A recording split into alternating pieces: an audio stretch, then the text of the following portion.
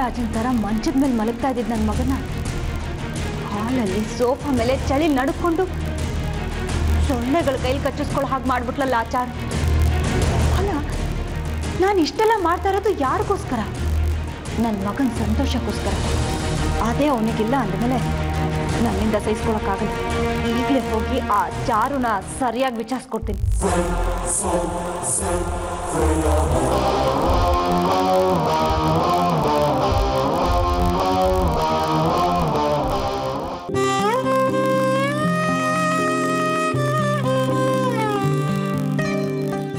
Blanket ಯಾರು ಓದಿಸಿದ್ರು ನನಗೆ?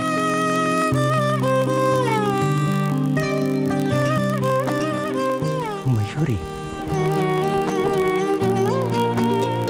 ಇದು ಮಯೂರಿ ಬ್ಲ್ಯಾಂಕೆಟ್ ಅಲ್ವಾ?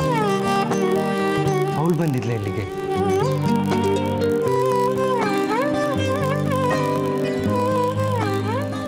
ಮಯೂರಿಗಿನ್ನೂ ನನ್ನ ಮೇಲೆ ಪ್ರೀತಿ ಕಡಿಮೆ ಆಗಿಲ್ಲ. ಬೆಳಿಗ್ಗೆನೆ ನಾನು ಹೋಗೋಳ ಹತ್ರ ಮಾತಾಡ್ತೀನಿ. ಥ್ಯಾಂಕ್ಸ್ ಮಯೂರಿ.